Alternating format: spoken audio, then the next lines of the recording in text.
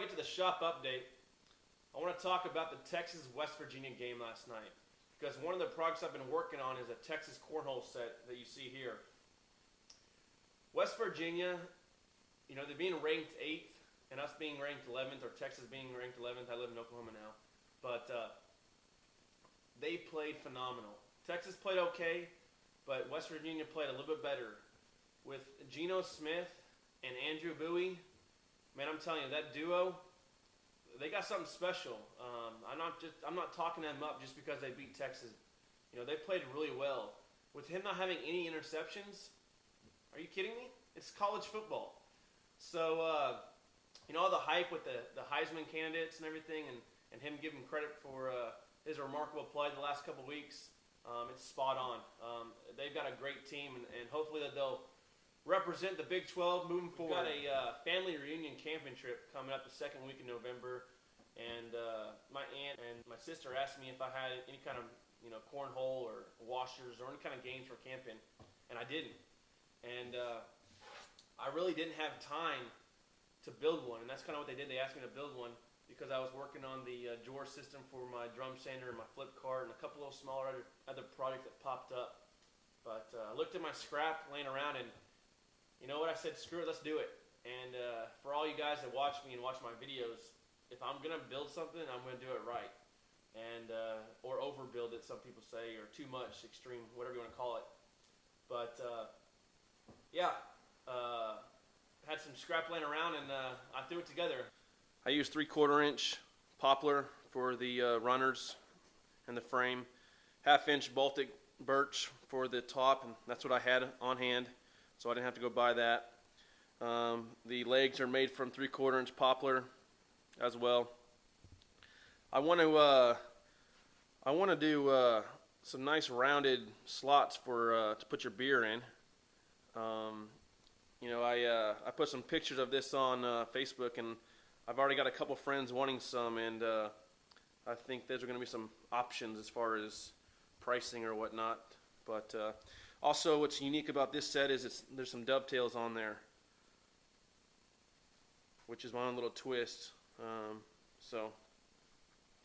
And then that's not a sticker. It's hand painted. I used pre-mask. I bought off eBay, laid it across, and cut it out with an X-Acto knife. So it came out pretty good. Also, I bought a little heater, little Stanley blower heater for about 49 bucks from Lowe's. I bought it more for camping, and however, it heats up my little nook back here in the garage pretty well. This is what I've been using: Minwax water-based polyacrylic. I've been using that for all my shop furniture, and I'm going to spray, you know, 3 or 4 coats on the cornhole set, and I spray with the Ehrlich 5500. I went by Woodcraft last week. General Finishes is discontinuing this line. I picked up these for 15 bucks, so I got 2 more of these in the house, which I'm kind of stoked about. Let me show you a quick update of my flip cart. I did have some issues with the threaded brass inserts. I don't know if it was because I was going to the solid maple, but man, I just had a heck of a time lining those up, and stripped a couple. So what I did is I removed them, and I put in some 1/2 inch dowels to cover it up. It's shop furniture, so it doesn't really bother me. But I'm gonna go with solid 1x1 hard maple pieces of wood, and they're just gonna be on door hinges. There's a guy in Lumberjocks that did this, and it's a great design. Very simple. And then what I'm going to do is I'm going to add, I got these off of these spring-loaded latches off of Amazon. And just in case, this is overkill, but just in case that they're going to be on the inside, but just in case this thing's ever popped out, you know, I'll have 2 of these latched in there. So, as a matter of fact, you know, if you're looking at building a flip cart, you might want to think about doing these and like some steel inserts. And what you can do is you can put it right here and install the steel insert and just use these. And there's going to be some play and some wobble, but I mean, that might work. So something to think about. Since I'm showing you a quick look at my flip cart build, let me give you a quick 20-second teaser of my future video that I'm currently working on.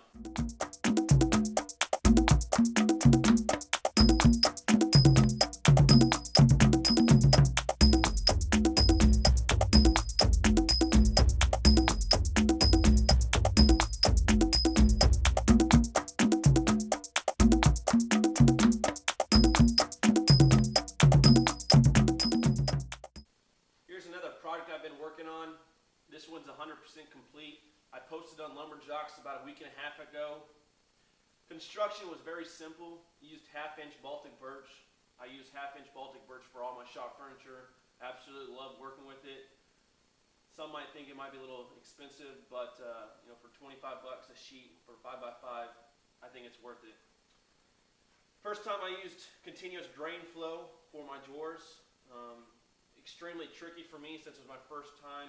Plus I was adding the 1/4-inch hard walnut for a face frame.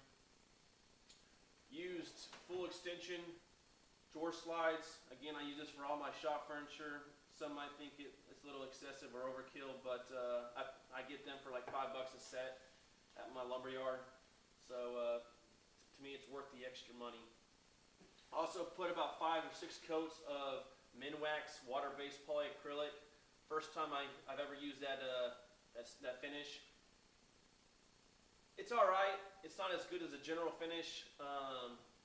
Pre-cat, you know, urethane that I showed you a second ago, but overall, I think the Minwax is great for cornhole or shop furniture. So, speaking about my jet drum sander, I've had some tracking issues. A couple of you guys have mentioned taking the ceramic guides off the bottom, and so I did that. Here's the other cornhole board, and like I said, I was out here till 2 o'clock last night. About 12:30, I had a little hiccup. I was drilling the holes for the legs, and this one's the correct one, but if I can get this to stand, the measurement that I had was 2 1/4 and 1 1/4 over from this side and this side.